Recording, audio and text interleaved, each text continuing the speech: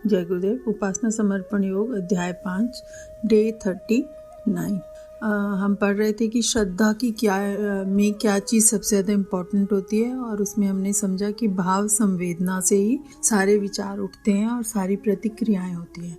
तो हम आगे पढ़ते हैं। गुरुदेव लिखते हैं, श्रद्धा में भाव संवेदना तो प्रधान होती है, पर वह अविवेकपूर्ण नहीं होती। उसमें व्यक्ति आदर्शों को प्राणप्रिय मानकर उसके लिए उसी प्रकार समर्पित हो जाता है जिस प्रकार की भक्त भगवान के लिए समर्पित होता है। भवनों में हनुमान का उदाहरण प्रमुख है। राम भक्त भरत की चर्चा भी इसी रूप में होती है। पतिव्रताओं का आत्मसमर्पण का भी उल्लेख इसी रूप में होता है। तो देखिए श्रद्धा में क्या बता रहे हैं कि भाव संवेदना, उसमें भी संवाद। हमने लास्ट टाइम पढ़ा कि भाव में बहकर लोग कैसे कुकर्म कर देते हैं, प्रतिशोध ले लेते हैं, गलत मार्ग पर चले जाते हैं। लेकिन जो श्रद्धा में भी भाव संवेदना ही प्रधान होती है। लेकिन बोलते कि वो जो श्रद्धा के अंदर जो भाव संवेदना होती है वो पूरे विवेक से भरी हुई होती है, विवेकपूर्ण होती है। देखिए हनुमान जी ये थे, वो राम भक्त थे और राम के प्रति उनकी पूर्ण श्रद्धा थी। तो जब उन्हें रावण के पास भेजा गया कि आप जाके रावण से सीता का पता लगा के आओ, तब वो गए तो उन्होंने रावण को सादर पूर्वक नमस्कार किया, उनको उच्च कोटि का ब्राह्मण बोला और उनको बोला कि आप बहुत ही ज्ञान है, इसलिए मैं आपको नमन करता हूँ। तो ये देखिए विवेकपूर्ण थी, जबकि वो जानते थे कि उन्होंने प्रभु राम के प्रति गलत कार्य किया है। और उनका वहाँ पर जाकर उनको ये समझाना कि सीता माता को वापस कर दो, या उनको बता के आना कि आप राम की सेना को आप का सक्षम जान लो, आप जान लो कि उसमें कितने कितने लोग, कितने कितने वीर हैं, तो आपका उनसे जीतना संभव नहीं है। इस बात को समझा के आना। लेकिन विनम्रता का भाव उन्होंने फिर भी रावण के प्रति नहीं छोड़ा। उन्होंने बड़ी विनम्रता से रावण से ये प्रार्थना करी। तो इसे कहते हैं विवेकपूर्ण होना। तो इसमें व्यक्ति जो विवेकपूर्ण होता है उसके लिए आदर्श बहुत मायने रखते हैं।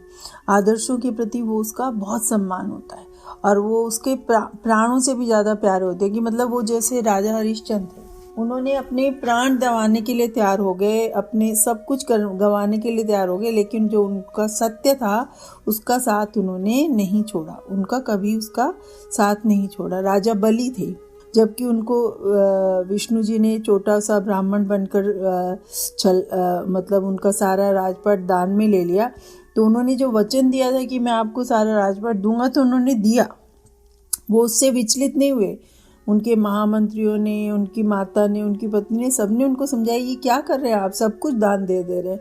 उन्होंने कहा मैंने वचन दिया इसलिए मैं सब कुछ दान दे दूंगा।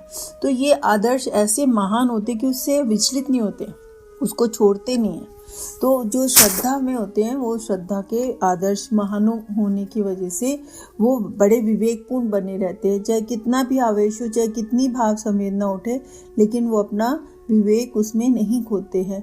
और इस विवेक का कंपैरिजन उन्होंने किया कि जैसे राम के प्रति भरत की श्रद्धा थी, जैसे एक पत्नी की अपने पति के प्रति श्रद्धा होती है, अपने बच्चे की अपनी माता के प्रति श्रद्धा होती है, वह इस तरह की श्रद्धा है कि वो उसमें वो गलत काम नहीं करेगा, अपना सही काम ही करेगा। अब आगे जाकर उसमें कुकर्मों का आवरण इतना चढ़ जाए कि श्रद्धा का मोल ही ना रह जाए, तो फिर वो उसमें गलत रास्ते पे जा सकता है। यूँ प्रचलन के हिसाब से भगवान में कोई प्रतिमा कल्पित कर ली जाती और उस पर पूजा अर्चना, ध्यान, धारणा, परक क्रिया, कृत्यों को ही श्रद्धा भक्ति की अभिव्यक्ति मान लिया जाता है।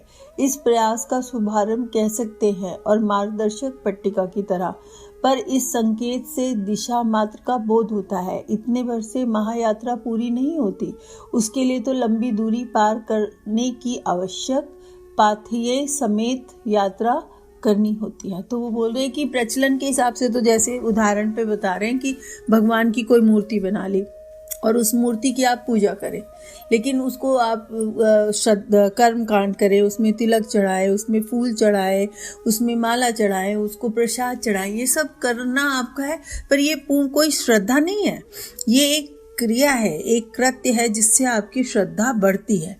तो जैसे हम लोग अक्सर बोलते हैं कि गायत्री मंत्र का जप करो, और लोग कहते हैं कि हमारा मन नहीं लगता, हमारा विश्वास नहीं पैदा हो रहा, तो भी हम उनको कहते हैं कि करते चले जाओ। जब करते रहोगे तो धीरे धीरे धीरे धीरे अपने आप ही आपका श्रद्धा और विश्वास उसमें बैठना हो जाएगा।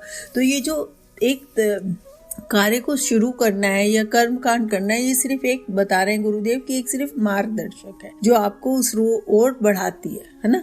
अगर आप कुछ भी ना करो, घर में बैठे रहो, तो कहीं भी ना पहुंचोगे। लेकिन अगर आप करना शुरू करोगे, पथ पर चलना शुरू करोगे, तभी तो मंजिल पर पहुंचोगे। तो ये एक मार्गदर्शक पथ है जिसको आप करने से आप गुरु के और इष्ट की तरफ बढ़ना चालू हो जाते हो।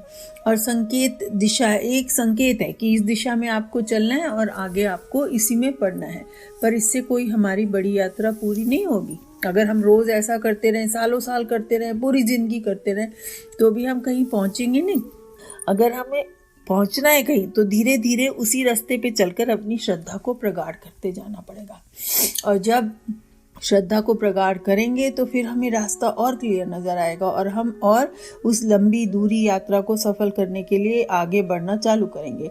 तब हमारे मन में वो भाव आएगा कि हम खुद को जाने, अपने उद्देश्य को जाने, अपने प्रभु को जाने, उस प्रभु ने हमें क्यों बनाया, ये सोचे उस प्रभु ने हमें यहाँ क्यों जन्म दिया, सुनीता को क्यों बनाया, मुझे यहाँ पर क्यों जन्म दिया। इसलिए ये जब सोचेंगे, ये जानेंगे कि मैं कौन हूँ, क्यों आई हूँ यहाँ पर, क्या कर रही हूँ यहाँ पर, क्या करने के लिए मैं आई हूँ। जब इस तरफ सोचेंगे, प्रभु के अंदर श्रद्धा होगी, भाव होगा, तब हम ये जानेंगे और उसका ज्ञान होगा और फिर हम उस पथ पर, रास्ते पर आगे बढ़ेंगे। और वो लंबी यात्रा करके ही हम अपनी आत्मा की प्रगति की तरफ बढ़ पाएंगे। ये मार्ग है श्रद्धा के अवलंबन का। श्रद्धा के अवलंबन यानी अवलंबन एक तरह से गले लगाने को कहते हैं, यानी उसको अपने टाइटली पकड़ लो।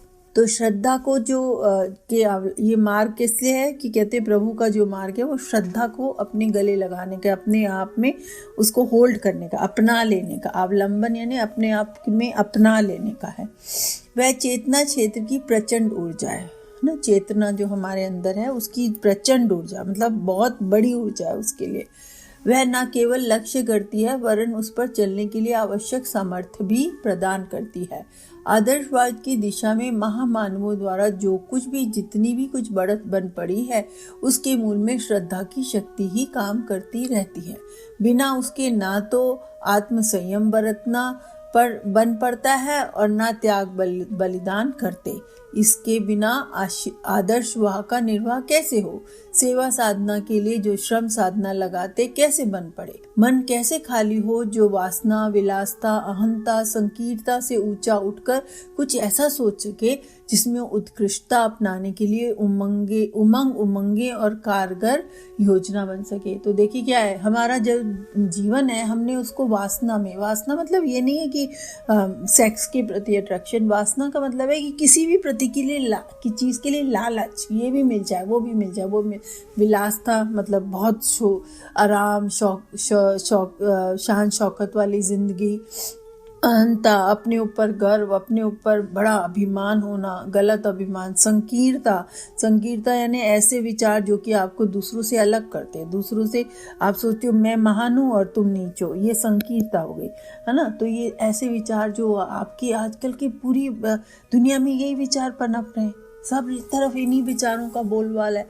तो इन विचारों के विरुद्ध जाकर हम कैसे उस महामानव की तरह से चल सकते हैं जिसमें त्याग बलिदान हो, जिसमें आत्मसंयम हो, विलासता ना हो, आत्मसंयम हो, जिसमें दूसरों के प्रति संकीर्णता ना हो, त्याग वैसे कैसे कर सकते हैं। ऐसा करना कितना मुश्किल है, बड़ा मुश्किल लगता है। कैसे निर्वाह होगा इन चीज़ों का। अगर हम लग भी जाएंगे किसी के कहने दिखाने में तो क्या है, थोड़े दिन बाद, पहले भी गुरुदेव बताया, थोड़े दिन बाद उल्टा लौट चले जाएंगे। तो जब तक हमारा इन पर विश्वास नहीं होगा, मन इन चीज़ों से खाली नहीं होगा, तब तक हमारे अंदर वो अच्छे भाव पैदा ही नहीं होंगे, और अच्छे भाव पैदा होंगे और श्रद्धा आएगी, तो इस श्रद्धा आने से ही हम आगे बढ़ पाएंगे। श्रद्धा विहीन इस दिशा में कुछ भी सोचने में असमर्थ होता है। जिसको अंदर श्रद्धा ही नहीं है वो तो अपनी विलासता में खुश है, अपनी वासना में खुश है, उसको ज़रूरत ही नहीं है किसी दूसरे चीज़ की। और फिर क्या है, विलासता और वासना, हम जानते हैं जिस भी चीज़ की हम अति करें, जिस भी चीज़ को हम ऐसा उपयोग करें, मनुष्य का जीवन इतना, अंतकाल में हम पछताएंगे कि पूरा जीवन ऐसा था और बिता दिया ऐसे ही, फालतू में गंवा दिया, है ना। जब हमारे अंदर रोग घिराएंगे, हमारी तकलीफ़ें बढ़ जाएंगी, हमारी मुसीबतें आएंगी, क्योंकि इन सब चीज़ों का अंत पतन ही होता है। अगर हम इतने वासना, विलासता, अहंता, संकीर्णता में फंसे रहे तो इसका अंत एक दिन पतन ही होता है। ये आज का, ये मेरा कहना नहीं है, ये गुरुदेव का कहना नहीं है, ये हजारों साल से जो ऋषियों ने एक्सपेरिमेंट किया अपनी बॉडी को, जो वैज्ञानिक ऋषि थे, वो बहुत बड़े वैज्ञानिक थे, उन्होंने अपनी बॉडी में एक्सपेरिमेंट करके बताया कि जो ऐसा जीवन यापन करते हैं अंत में वो बहुत पछताते हैं, बहुत दुखी रहते। तो अगर इन सब के रहेगा तो श्रद्धा नहीं आएगी, और जो श्रद्धा विहीन होगा वो तो सही सोचने में भी असमर्थ होता है। ये दूसरी बात है कि लोग दिखावे के लिए अपनी पुण्यात्मा और उदार चेता सिद्ध करने के लिए जब कोई शिगुफे छोड़ते रहें। लोग दिखाने के लिए तो बहुत कुछ कहते रहते, हम इतना दान देते, हम इतना गरीबों का करते, वो करते, लेकिन मन में अंदर कोई भाव नहीं है, ये सिर्फ दिखावे के लिए। पर वह पोल अधिक समय तक बिना खुले रहती भी तो नहीं। वास्तविक और चिरस्थायी श्रेष्ठता का अर्जन कर सकने में श्रद्धा के अंतराल की गहराई में उतरे बिना और कोई उपाय भी तो नहीं है। तो कहते हैं अगर दिखावा करोगे तो आप ये दिखावे की पोल कितने दिन तक कोई अपने जो असलियत है उसके ऊपर कोई झूठा आवरण ओढ़ के दुनिया के सामने आ सकता है और दिखा सकता है। कितने दिन तक?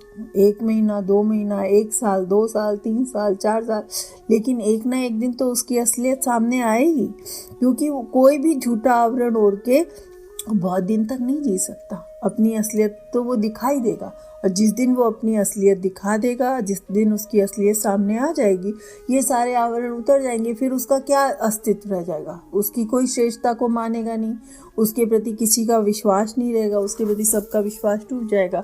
तो इसलिए ये सब दिखावे का काम ना हो के अंदर के भाव से उठना चाहिए। अंदर की भाव संवेदना ऐसी होनी चाहिए जिसमें श्रद्धा अंतराल की गहराइयों तक उतरी हो, और अंदर तक वो हमारी श्रद्धा और विश्वास हो अपने गुरु के प्रति, अपने इष्ट के प्रति, कि वो ही हमें सही रास्ता दिखा रहे हैं। तो हम ये बाहर के वातावरण से होने वाली हलचलों से ना तो प्रभावित होंगे और ना ही उसको दिखावे के लिए हम कुछ आगे पीछे करेंगे।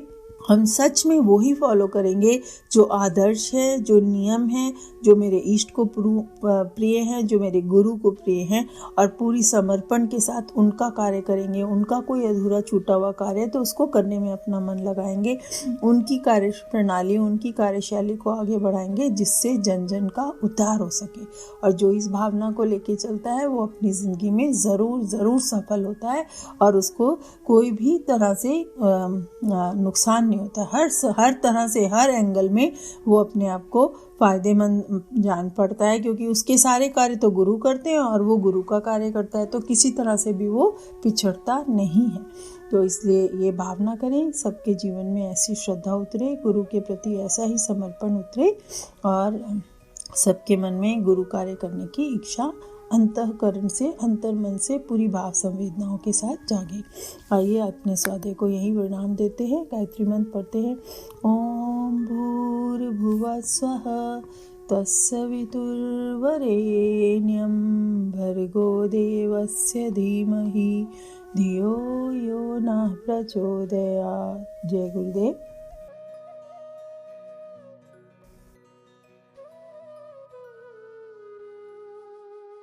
हमारे YouTube चैनल को सब्सक्राइब करें और बेल आइकन को दबाकर ऑल पर क्लिक करें ताकि नोटिफिकेशंस आपको मिलती रहें।